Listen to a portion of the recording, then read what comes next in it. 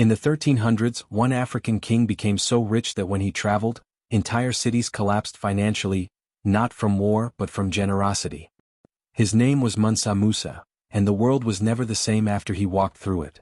In the early 14th century, when much of Europe was still struggling through famine, feudal wars and fragile economies, an African emperor rose whose name would echo across deserts, oceans and centuries. His name was Mansa Musa I, ruler of the Mali Empire, and history would remember him not only as the richest individual ever recorded, but as one of the most influential leaders the world had known. Mansa Musa was born around 1280 CE into the Keita dynasty. He became emperor in 1312 CE, inheriting a vast empire that stretched across present-day Mali, Senegal, Guinea, Niger, Nigeria, Mauritania, and Burkina Faso. Mali controlled the most valuable resources of the medieval world: gold and salt, the lifeblood of global trade. At the time, Mali produced over half of the world's gold, and Musa controlled it not as a hoarder, but as a ruler who believed wealth carried responsibility. In 1324, Mansa Musa embarked on the journey that would make him immortal, the Hajj to Mecca. But this was no ordinary pilgrimage.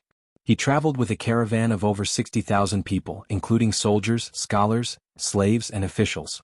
Hundreds of camels carried gold dust, nuggets and bars, each animal reportedly laden with up to 300 pounds of gold.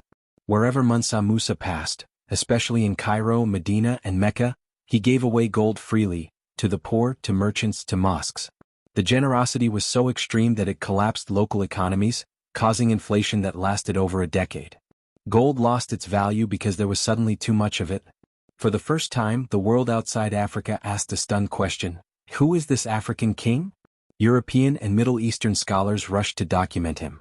Mansa Musa appeared on the famous Catalan Atlas of 1375, seated on a throne, holding a gold nugget, the only African ruler depicted with such power and respect. This moment changed global perception. Africa was no longer a mystery, it was a center of wealth, intellect, and empire. A king of knowledge, not just gold.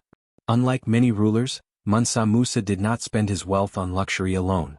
When he returned to Mali, he invested in education, architecture, and faith. He brought back scholars, architects, and books from Egypt and the Islamic world. He commissioned the construction of mosques, libraries, and universities, including the legendary Djinguereber Mosque in Timbuktu, built in 1327. Under his reign, Timbuktu became a global center of learning, attracting scholars from across Africa, the Middle East, and Europe. Its libraries would one day house hundreds of thousands of manuscripts, centuries before modern universities existed in the West.